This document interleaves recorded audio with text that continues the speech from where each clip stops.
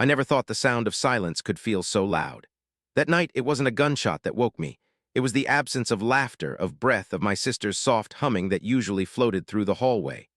I stood frozen at her door, my hand trembling as I reached for the knob, already knowing something wasn't right. The smell of gunpowder still hung in the air, bitter and sharp, like metal burning on my tongue. And when I finally pushed the door open, my world shattered in a way I could never piece back together. My sister lay still on her bed, her chest barely rising, crimson spreading across her pillow like a nightmare painted in red. She had been shot in her sleep. But here's the part that no one saw coming. The woman who pulled that trigger wasn't a stranger. She was someone we knew too well. She lived just down the street. She was the HOA president, the woman my neighbors nicknamed Karen, the one who made rules about the height of our grass, the shade of our paint, and the time we parked our cars. She thought she ran our lives like we were her subjects. What she didn't know, what none of them knew, was that I wasn't just some quiet man who lived with his family. I was a soldier, and I knew exactly what to do when someone came for the people I loved. But before I take you there, to the blood, the screaming, the flashing red lights, you need to understand how perfect everything once seemed. Because that's how these stories always begin, with a family that looks whole, strong, unbreakable. We were that family, at least on the outside. My sister's name was Emily. She was younger than me by 6 years, but anyone watching us together would swear she was the older one. She had this calming presence, like she could slow the storm in my head with just a smile. Our parents adored her. My mother called her the light of the house. And honestly, she was.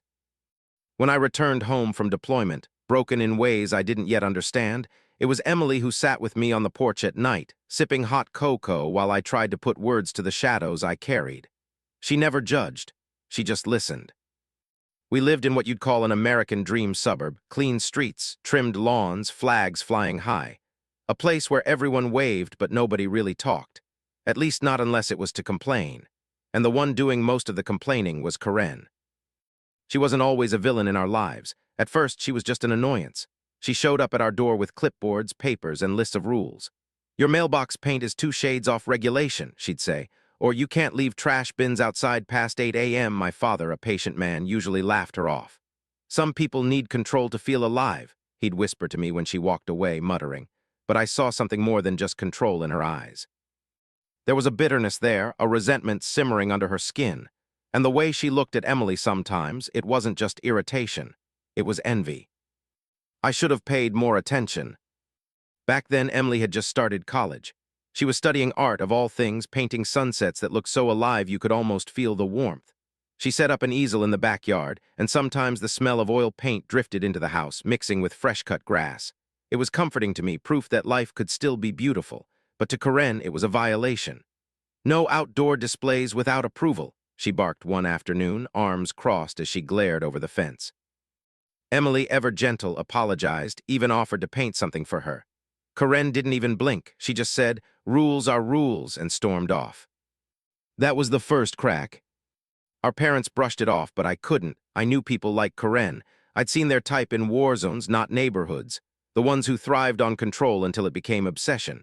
And obsession, if left unchecked, always turned dangerous. Still, I told myself it was nothing. Just another neighbor with too much time on her hands. Then came the second crack. It was late summer, cicadas buzzing in the trees, the air heavy with heat. Emily came home from a friend's house, her eyes red from crying. She told me Karen had followed her car, flashing headlights, pulling up behind her driveway just to yell about reckless driving. My sister swore she hadn't done anything wrong. "She scared me," Emily whispered, hugging her knees as she sat on the couch. Her face, it didn't look normal. It looked like she hated me. That night I sat in the dark by the window, watching. My training never really left me. Every creak of a branch, every flicker of movement on the street I noticed. And I saw Karen's silhouette, standing in her yard longer than anyone would at that hour, just staring at our house. She thought she was invisible. She was. I wanted to confront her, to walk over there and remind her that some lines weren't meant to be crossed, but my mother stopped me. "We don't need more trouble," she said. "This neighborhood lives off gossip. Please just let it go." So I let it go, at least on the surface. But deep down, I made a decision. If Karen ever tried to hurt my family, she'd learn who I really was. The truth is, I carried more than just medals from my service. I carried ghosts, faces of brothers I couldn't save, blood on my hands that no amount of washing ever removed. I promised myself when I came home I'd never let another person I loved get hurt because I hesitated. That promise lived in my chest, heavy as stone. And though I didn't know it then, the night would come when I'd have to keep it. The last crack came just weeks before the shooting. Emily had organized a small gathering, just friends from college, laughter echoing from our backyard, the smell of burgers on the grill, music humming low. For once it felt normal, safe, until Karen showed up. She marched straight into the yard, shouting about noise ordinances and unregistered gatherings. I still remember how her voice sliced through the night, how the kids fell silent, awkward, and scared. My father asked her to leave. She refused. And when Emily tried to gently guide her toward the gate, Karen snapped. She shoved my sister so hard that she stumbled into the grill, nearly burning her arm. That was the moment I lost patience. I grabbed Karen's wrist, held it just firm enough to remind her that I wasn't afraid. Her eyes widened just for a second. Then she spat on the ground and hissed, "You'll regret touching me." I didn't know then how far she'd go to make good on that threat. Looking back now, all the signs were there, the cracks in the perfect picture, the shadows behind the smiles. We thought we were safe because this was home, because danger belonged somewhere else. But danger doesn't care where you live. It finds its way in. And when it finally came for us, it came in the dead of night, with the smell of gunpowder, the sound of silence, and the sight of my sister bleeding on her pillow. What do you do when the monster isn't hiding in the dark but living across the street? When people look back on tragedies, they often ask the same question. Were there signs? The truth is, there are always signs. You just don't want to believe them until it's too late. After that night, after the blood, the ambulance, the screaming, I kept replaying old memories like a broken film reel. And with each memory, the truth became clearer. Karen's hatred didn't appear out of nowhere. It had been brewing, fed by small victories, fueled by the fact that we, and maybe even my parents, let her get away with too much for too long. Let me take you back to the beginning, years before the shot rang out. Back when Karen was just the woman next door, a face in the neighborhood watch newsletter. I was 18 when she first became HOA president. She had this way of puffing her chest out whenever she spoke, as if being in charge of lawn heights and fence colors made her queen of the country. Most neighbors laughed at her behind her back, but no one stood up to her. Why? Because she was relentless. She filed complaints, mailed warnings, showed up unannounced with that damned clipboard. People didn't fight her because it was easier to just follow her rules. My parents were no different. The first time Karen ever targeted our family, it was over a flag. My father, a proud man, liked to hang the American flag from our porch year-round. For him, it wasn't about rules, it was about respect. Karen showed up one morning, knocking like she owned the place, and told him the flag was too large for the approved standard. My father laughed it off. "Lady, I bled for this flag," he told her. "If you think I'm taking it down, you'll have to rip it from my porch yourself." She didn't like that answer. The next week, we got a notice in the mail, violation fee pending, improper flag display. My father, tired from long shifts at the plant, decided to pay the fine instead of arguing. My mother told him it wasn't worth the fight. "It's just money," she said. "Let's keep the peace." That was the first time I realized my parents' desire for peace might one day cost us more than money. And then came Emily. She was still just a kid then, bright-eyed, full of dreams. Everyone adored her. Teachers, neighbors, even strangers in grocery stores. She had that kind of smile that disarmed people, made them want to be kinder. But with Karen, it was the opposite. I noticed it the first time Emily rode her bike down the street. She was maybe 12, her long hair flying behind her, the little basket on her handlebars bouncing as she sped past Karen's yard. Karen was trimming her hedges, but she stopped, narrowed her eyes, and watched Emily like she was trespassing. There was something cold in that stare, something sharp. I didn't understand it then, but later I realized what it was: envy. Karen didn't have children. She once been married briefly, but her husband left. Rumors swirled about why: cheating, bitterness, control issues. Nobody knew for sure. But I think Karen saw in Emily everything she didn't have: beauty, youth, warmth, a future. And instead of admiration, it twisted inside her. By the time Emily was in high school, the tension had grown. Karen nitpicked everything she did. If Emily parked her car a little crooked, Karen reported it. If she left her backpack on the porch, Karen called it clutter. Once Emily was helping my mother plant flowers by the mailbox, laughing as she smeared dirt across her own cheeks. Karen appeared, lips tight, clipboard in hand, and snapped, "That shade of petunia is not on the approved list." I'll never forget the look on Emily's face. Confusion, then embarrassment, like she had done something wrong just by existing. My mother tried to soothe her. "Don't worry, honey, she's just being picky." But I knew better. That wasn't pickiness. That was personal. And here's the part that eats at me still. We enabled it. We let it slide. Every time Karen crossed a line, my parents waved it off. They told us not to cause trouble, not to give her more ammunition. But silence isn't peace. Silence is permission. And every time we let Karen get away with her cruelty, she grew bolder. There were secrets, too, ones I didn't know until much later. Emily confided in me one night, years before the shooting. We were sitting on the porch, cicadas humming in the trees, the warm summer air thick with honeysuckle. She whispered that Karen had cornered her in the driveway once. No witnesses, no parents, just the two of them. Karen leaned close, her voice low, and said, "Girls like you think the world is yours, but I'll be here when it all falls apart. Don't forget who runs this neighborhood." Emily had been too scared to tell our parents. She thought they wouldn't believe her, or worse, that they'd just tell her to ignore it. So she told me. I wanted to march over right then, fists clenched, but she grabbed my arm. "Please don't," she begged. "She'll make it worse." So I stayed silent, and I regret that silence every day. There was another secret, too, one I only uncovered after the shooting when detectives combed through Karen's home. A notebook, dozens of pages, all about us. But I'm getting ahead of myself. Back in those years before it all collapsed, the cracks were forming. Karen's obsession grew, and our family's avoidance only poured gasoline on the fire. My father thought his silence was strength.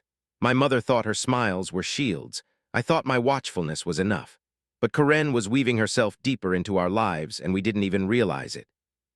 And maybe, just maybe, Karen saw something in me too. She didn't know the details, of course, but she must have sensed it, that soldier's edge, that quiet readiness. Sometimes she'd glance at me like she wanted to break me down the way she tried to break Emily. But I wasn't as easy a target. And maybe that made her hate Emily even more. Because my sister was the soft spot, the light, the place where I was most vulnerable. Looking back, I see it now. Karen didn't just want control. She wanted to hurt me. And the best way to hurt me was through Emily. One night when I was still in the military, I came home for a short leave. Emily was sitting at the kitchen table, staring at her textbooks but not really reading them. She looked hollow. I asked what was wrong. She hesitated, then said, "Sometimes I feel like she's watching me, like even when I'm in my room I can feel her eyes." I laughed it off at the time, trying to comfort her. "She's just a bitter woman, Em. She can't hurt you." But deep down, I wondered if I was wrong. I told myself I'd protect her if anything ever happened. That was my promise. But promises mean nothing when fear keeps you quiet, and fear is what Karen counted on. What we didn't know then was that fear was about to turn into something else, something violent, something irreversible. And when it did, our family would never be the same. Because the cracks in our perfect picture weren't just cracks anymore. They were fault lines, and the ground was about to break beneath us. The weeks leading up to the night of the shooting felt like living in a pressure cooker. You could hear the hiss, the tightening, the faint rattling of metal, and you knew, sooner or later, it was going to blow. Karen had gotten bolder. She no longer bothered hiding her hostility. Every day it was something new, petty, absurd, but calculated. A warning letter for Emily parking 2 inches outside the driveway line, a complaint about our front porch light being too bright. A note slipped under our door with the words, "You don't belong here." I didn't tell my parents about that last one. I burned it in the sink, watching the paper curl and blacken. My father was already worn down. He was working extra shifts, coming home with lines carved deeper into his face every day. My mother tried to keep peace by baking pies, handing them to neighbors like offerings, as if sugar could sweeten the bitterness Karen spread. I didn't want to burden them with what I knew was coming. But Emily, she knew. She stopped painting outside, stopped sitting on the porch. She kept her curtains drawn even during the day. I'd find her packing her room at night, her shoulders tight, her eyes darting to the window. She'd try to smile when she saw me, but her voice shook when she said, "I'm fine." She wasn't fine. None of us were. The last straw came on a Sunday morning. Emily was walking to her car, holding a sketchbook under her arm. The sun was out, birds chirping, that rare kind of morning that almost makes you believe in peace. And then Karen appeared. She didn't even bother with her usual clipboard. She just stepped in front of Emily's car and blocked her way. "Where do you think you're going?" she snapped. Emily froze. "Excuse me." Karen's eyes flicked to the sketchbook. "You're not authorized to sell artwork from this residence. This is a residential neighborhood, not a commercial zone." Emily laughed nervously. I'm not selling anything, I'm just going to class. But Karen stepped closer, so close that Emily had to take a step back. Don't lie to me, she hissed. I've seen the people coming and going, I know what you're doing. I came outside right then. Maybe it was instinct, maybe it was the sound of Emily's voice catching. Either way, the moment I saw Karen in her face, saw the way my sister's hands trembled against the sketchbook, something inside me snapped. Back off, I barked, my voice sharper than I intended. Karen turned her head slowly, her lips curling into that smug smile I'd come to hate. Oh, here he is, the big brother, the soldier boy. She spat the word like poison. You think you scare me. I stepped between them, my chest inches from hers. This ends now, Karen. You stay away from my sister, you stay off my property, you don't talk to us. Do you understand? Her eyes glittered with something I couldn't place. Fear? No, satisfaction, like she'd been waiting for this moment. She leaned closer, her breath sour with coffee and cigarettes. Or what? She whispered. I didn't answer. I just stared her down until she finally took a step back. But as she walked away, she turned her head over her shoulder and said 6 words that chilled me more than anything else she'd ever said. You won't always be here to stop me. Those words sank deep. I'd spent years learning how to detect threats, body language, tone, hidden intentions, and in that moment I knew this wasn't empty talk.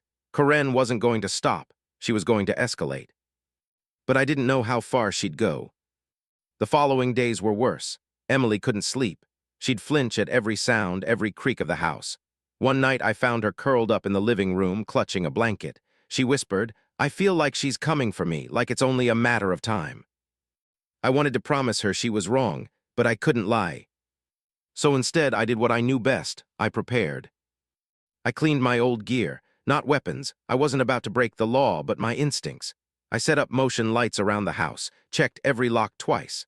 Slept lighter than I had in years, my body always half ready to spring up. It felt like deployment again, only this time the battlefield was my neighborhood, and the enemy was the woman across the street. One night I caught her staring again. It was 2 a.m., the moon casting pale light over the lawns. I was standing at the window when I saw her, silhouette stiff, arms crossed, just watching, not moving, not hiding, watching. I thought about calling the police, but what would I say? There's a woman staring at my house? They laugh, or worse, they'd call it a neighbor dispute and move on. That's the problem with people like Karen. They know how to dance just inside the lines of the law. Still, I couldn't shake the question from my head. How far is she willing to go? I got the answer sooner than I expected. It was the night before everything collapsed.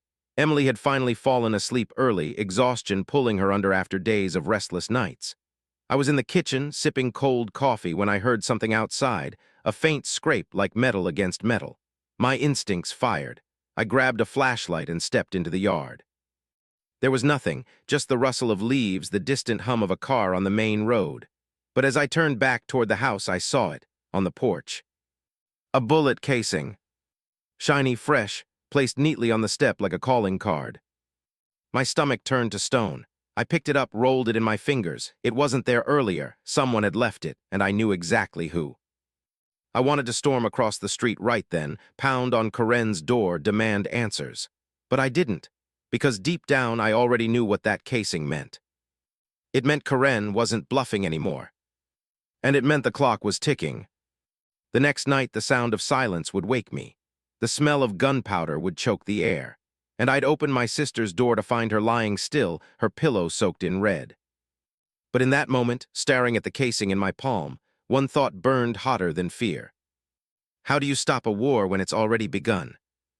The night it happened, the air felt strange. Too still, too quiet. The kind of quiet that presses against your ears until you feel like you're underwater.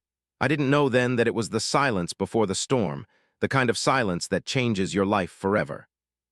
I was lying in bed, half awake, listening to the hum of the fridge downstairs and the soft tick of the hallway clock. My body was tense like it always was, my instincts never fully letting me rest. Maybe that's why I heard it, the faint creak of the back gate. A sound so small most people wouldn't notice. But to me, it was like a flare in the dark. I sat up, my heart instantly pounding. For a split second, I told myself it was the wind. But then came another sound, softer, more deliberate, footsteps. I slipped out of bed, careful not to wake my parents. The house was dim, shadows stretching across the walls. I moved silently, every muscle tight, my breath shallow. And then it happened. The sound that split the night, sharp and merciless. A gunshot. It echoed through the house, rattling the windows, tearing the silence to pieces. My ears rang, my chest seized, and for a moment the world froze. Then came the scream. It was my mother.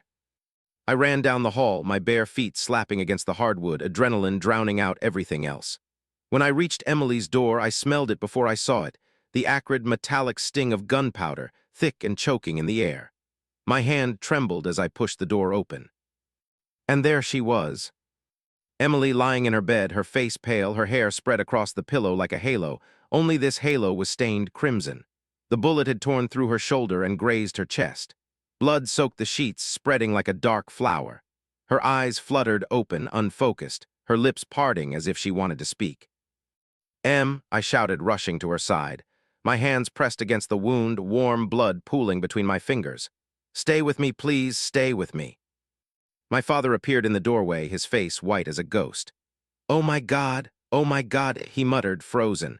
My mother was behind him, clutching the wall, sobbing so hard she could barely breathe. Call 911, I barked. My voice wasn't just mine, it was the soldier's voice, sharp, commanding, leaving no room for hesitation. That snapped my father out of it. He fumbled for his phone, dialing with shaking hands. Emily whimpered, her breath shallow, her body trembling under my grip. I leaned close, my tears spilling onto her skin. You're okay, Em, you hear me? You're okay, I've got you. But in my mind, I knew the truth. She wasn't okay. I heard movement outside then, the sound of feet running across grass, the faint jingle of metal. My gut twisted. She was still out there, Karen.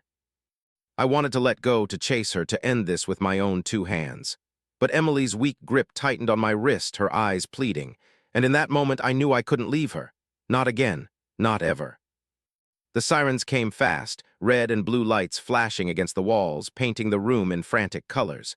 Paramedics stormed in, their voices urgent but calm. We need pressure on this wound, move her now. I helped them lift her, my hands still slick with her blood. My mother cried out as they carried Emily down the stairs, her voice raw, broken. My father followed, stumbling like his legs couldn't carry the weight of what he was seeing. But I stayed behind for a moment. I looked out Emily's broken window, the glass shattered, a dark hole where the bullet had pierced. And across the street, I swore I saw a curtain shift in Karen's house. She was watching the chaos she created, watching my family fall apart. And in that moment, something inside me hardened.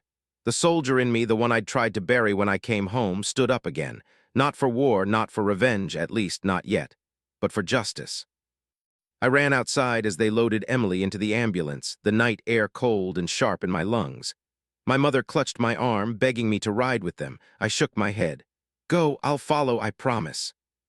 Because I had unfinished business. The police arrived within minutes, lights flashing, radios crackling. I pulled the first officer aside, my voice firm. It was Karen across the street. She's been threatening my sister for months. She's the one. The officer gave me that look, half skepticism, half pity. Sir, we can't make assumptions. We'll investigate. Assumptions? I snapped, my voice rising. She left a casing on my porch last night. She threatened my sister. She was outside just before the shot. Don't tell me this is a coincidence. But even as I said it, I knew how it worked. Karen was smart, too smart. She knew how to dance around the law, how to make herself look untouchable. And in that moment, I realized the battle wasn't just about Emily's life. It was about truth, about proving what everyone else wanted to dismiss. The ambulance siren wailed as it sped down the street, carrying my sister into the night. My parents were with her, their faces pressed to the glass. I stood there in the flashing red lights, my hands still stained with blood, and I made a silent vow. Karen thought she'd won, she thought she'd broken us. But she didn't know who she was dealing with. Because I wasn't just a brother. I was a soldier. And this was war. Hospitals have a smell I'll never forget. Sterile, bitter. A mix of disinfectant, metal, and something else you can't quite name, like fear soaked into the walls. That night, as I pushed through the double doors after the ambulance, the smell hit me so hard it nearly knocked me back. They rushed Emily into the trauma unit, the wheels of the gurney squealing against the tile.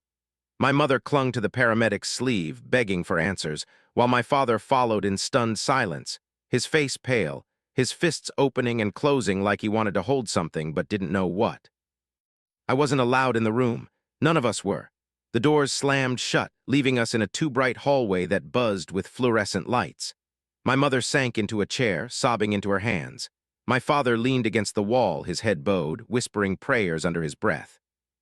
I stood frozen, my shirt stiff with Emily's blood, my hands trembling even though I forced them to still. I'd been in war zones, seen men die in front of me, but nothing, prepared me for the sight of my little sister gasping for air, her blood soaking through my fingers. Every second dragged like an hour. The monitors beeped faintly behind the closed doors, muffled voices of doctors and nurses rising and falling. I kept packing back and forth, my boots echoing on the tile. My training told me to stay calm, to breathe, to observe. But the brother in me, the part of me that loved Emily more than life, wanted to tear the doors open and scream until they saved her. Finally, after what felt like forever, a doctor emerged. He was tall, tired-looking, his gloves still streaked with blood. My mother shot to her feet, clutching his arm. "Is she alive?" she cried. He nodded slowly. Relief flooded me, but his next words pierced through the hope. "She's critical. The bullet entered through the shoulder, but it fragmented. Some pieces lodged dangerously close to her lung." He glanced at me then, his voice heavy. "We managed to stabilize her for now, but she's not out of danger." My father's knees buckled, and he slid into a chair, burying his face in his hands.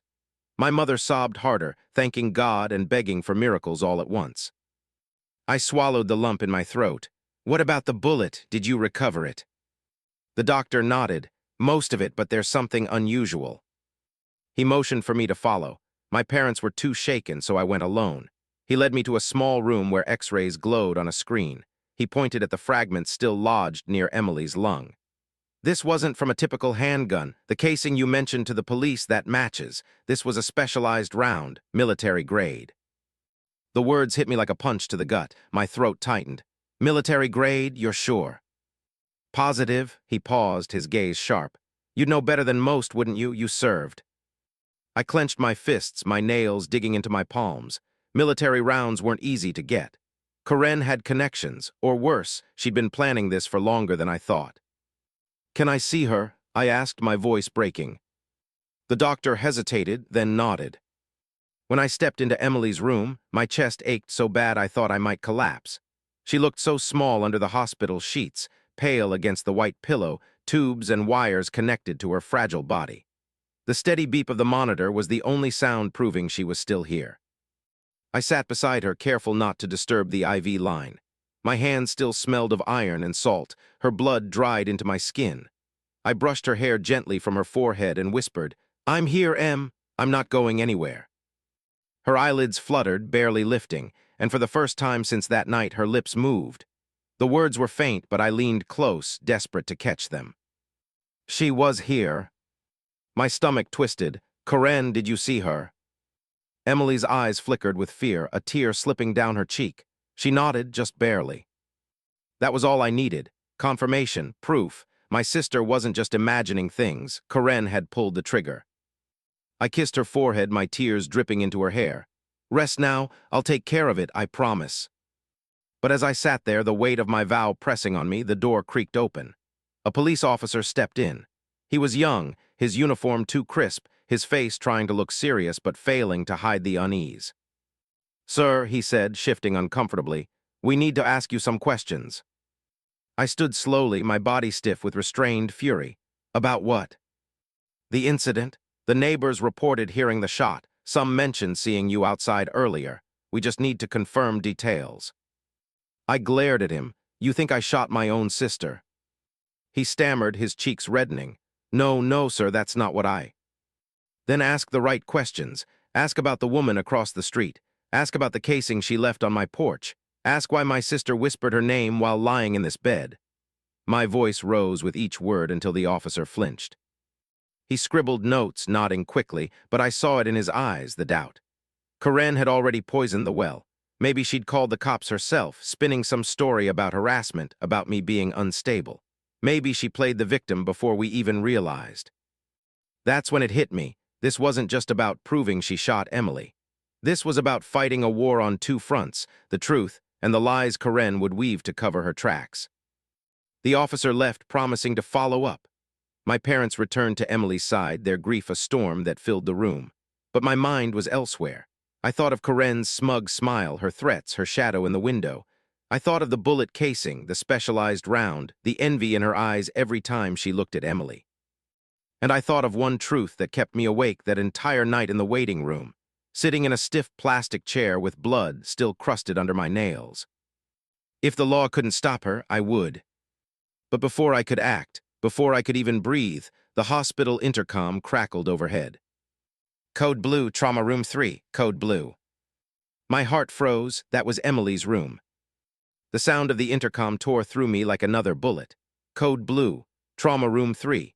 My legs moved before my mind caught up, sprinting down the corridor as alarms blared. Nurses rushed past me, a crash cart screeching across the tile. My chest heaved as I reached the door, but a nurse shoved me back.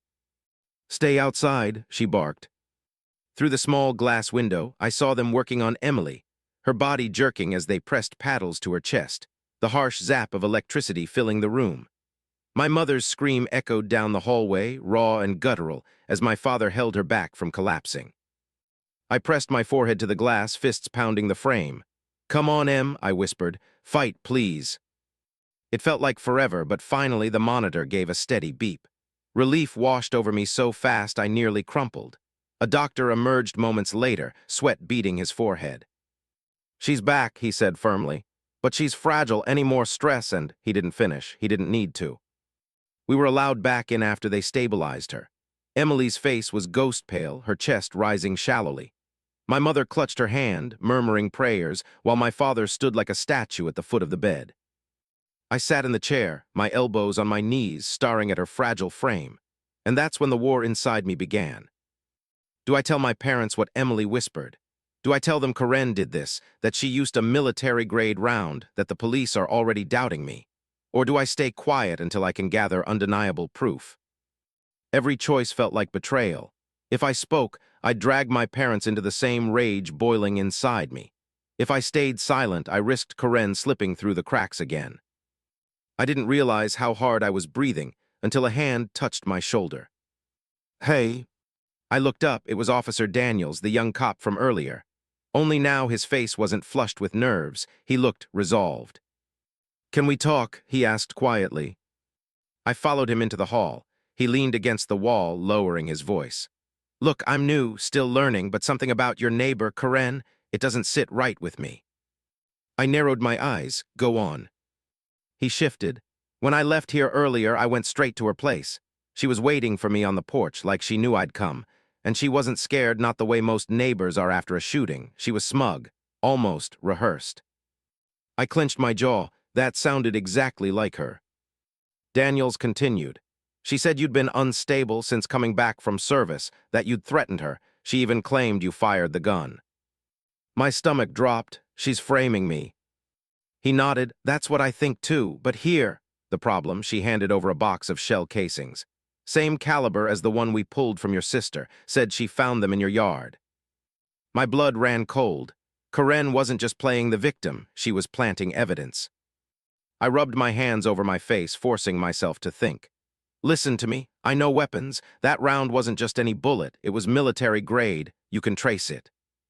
Daniel's eyes widened. "You're sure?" "Positive. She doesn't have access to that kind of ammo unless someone gave it to her, or unless she's deeper into something than anyone realizes." Daniels blew out a breath. "If you can help me prove that, we can build a case, but right now it's your word against hers, and between us, the department listens to her husband more than they'll ever listen to you." I froze. "Her husband?" "Yeah," Daniels said. "Didn't you know? He used to work for the county commissioner's office, still has friends in high places. That's why she's untouchable." The pieces clicked together. Karen's arrogance, her confidence, her connections. She thought she could shoot my sister and walk away clean because the system bent for people like her. But Daniels, leaning in, whispering low, gave me a flicker of hope. "I don't care about her connections. I care about the truth. And if you can get me proof of where she got that ammo, I'll back you, even if it means going against my own." For the first time since that night, I saw an ally, someone who wasn't blinded by Karen's lies. I nodded slowly. "I'll get you proof." But just as the fragile alliance formed, a voice cut through the hall. My mother. She was standing in the doorway, her face streaked with tears, her hands trembling. What proof? What are you talking about? I froze. Daniels glanced at me, then excused himself quickly, leaving me alone with her. She stepped closer, her voice breaking. You know who did this, don't you? I swallowed hard, my throat burned. Mom. Don't lie to me, son. Her eyes were desperate, pleading. I saw the way Emily looked at you. She told you something, didn't she? The weight of it crushed me. I wanted to protect her from the truth, but she deserved to know. She'd been sitting by Emily's side, praying, while the woman across the street slept soundly. Yes, I whispered. Emily said it was Karen. The words shattered her. She staggered back against the wall, covering her mouth with her hands as sobs racked her body. My father appeared then, his face thunderous. Don't you dare say that name in this hospital. Don't you dare. I turned stunned. Dad, what are you talking about? She shot Emily, I know it. He shook his head violently. No, you're wrong. Karen may be difficult, but she couldn't. She did, I snapped, my voice echoing down the corridor. She used a military-grade round. She planted casings to frame me. Emily whispered her name with her last breath before they shocked her back to life. What more do you need? My father's jaw clenched, his fists trembling. But instead of anger at Karen, it was directed at me. You're blinded by hate.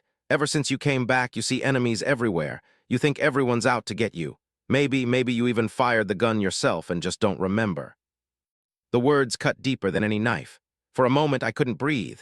My own father, choosing Karen's lies over his son's truth. I stepped back, my chest heaving. You think I'd harm my own sister? You think I'd put a bullet in Emily? Silence heavy, crushing. And in that silence, I realized the battle wasn't just against Karen anymore. It was against my own blood. But then a sound from Emily's room. Weak, fragile, her voice. Dad, stop. We all turned. Emily's eyes were half open, tears glistening on her cheeks. Her lips trembled as she whispered, every word costing her strength. It was Karen. The room froze. My father staggered back as if struck. My mother sobbed harder, clutching Emily's hand. I stood there, my heart pounding, watching the truth finally claw its way into the light. But before I could say anything, the hospital door at the end of the hall opened. And Karen herself walked in. The door at the end of the hallway swung open, and there she was, Karen. Cool, collected, dressed in her spotless cardigan like she just walked out of some suburban dream. But her eyes, oh, her eyes were smug. That little smirk on her lips said it all.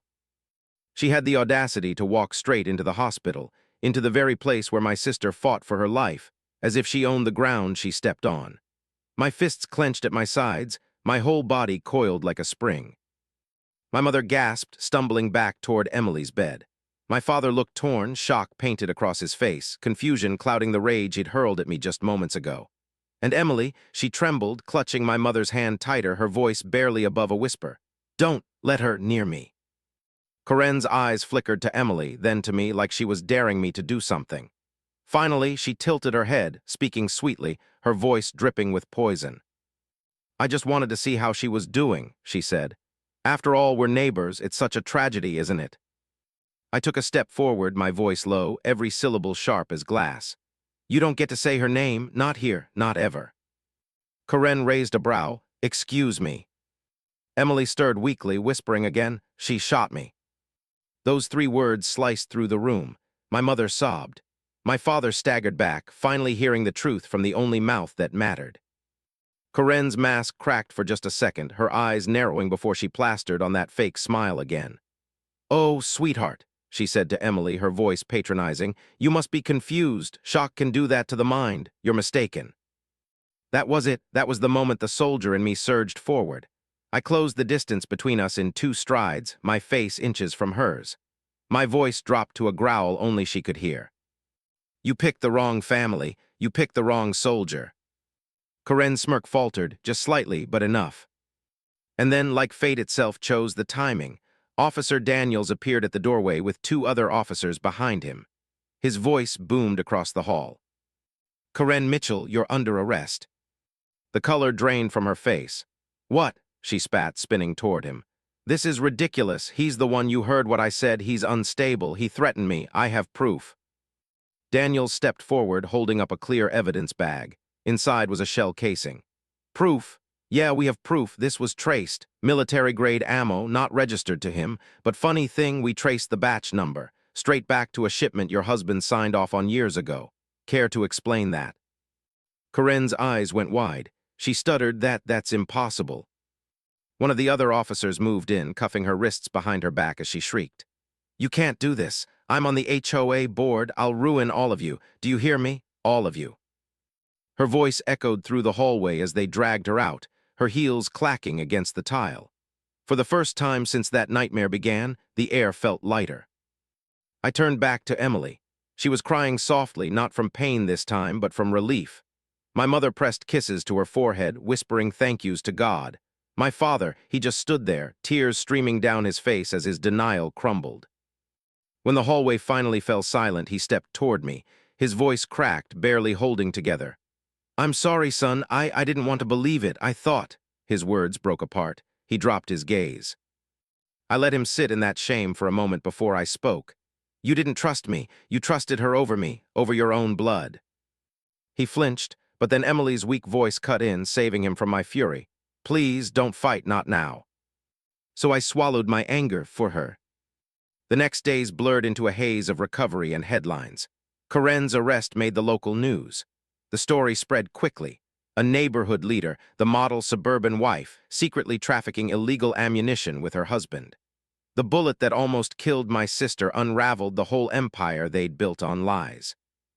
Emily survived surgery, though the doctors warned us she'd always carry scars, physical and emotional. My parents stuck by her side every waking hour, trying to make up for their blindness. I stayed too, but part of me was always on edge, soldier mode, locked in, waiting for another threat. But it never came, because Karen wasn't coming back, not this time. Weeks later, after Emily was discharged, we sat together on the porch. The air was cool, the smell of fresh grass mixing with the faint scent of antiseptic that still clung to her clothes. She leaned against me, fragile but alive. You scared me, I whispered. She smiled faintly, her voice raspy. I scared myself. We sat in silence for a long time, watching the sun dip behind the houses. Then she asked, her voice barely audible, will I ever feel safe again? I didn't know how to answer, so I did the only thing I could. I wrapped my arm around her shoulders and pulled her close. You will, I said, because I'll never stop protecting you. Soldier or not, I'm your brother first, always. Her head rested against me, and for the first time in weeks she slept peacefully. That night I realized something. War doesn't just happen overseas. Sometimes the battles are fought right in our backyards, against neighbors, against lies, against betrayal in your own family. And sometimes the scars cut deeper than bullets. But survival isn't just about fighting. It's about healing, about choosing to stand together when the world tries to tear you apart. Emily carries her scar now. My father carries his guilt. My mother carries her prayers. And me? I carry the promise I made the moment she opened her eyes in that hospital bed, that I'll never let anyone break this family again. And maybe that's the real lesson. That strength isn't just in the soldier who fights, but in the sister who survives. If you've stayed with me through this story, I want to ask you something. What would you have done in my place? Would you have trusted the system or taken justice into your own hands? Leave your thoughts in the comments below. I read every single one. And if stories like this hit you, if you believe in truth, loyalty, and survival even in the darkest moments, make sure to like, share, and subscribe. Your support helps these stories live on. Because sometimes, the scars we carry are the proof that we survived.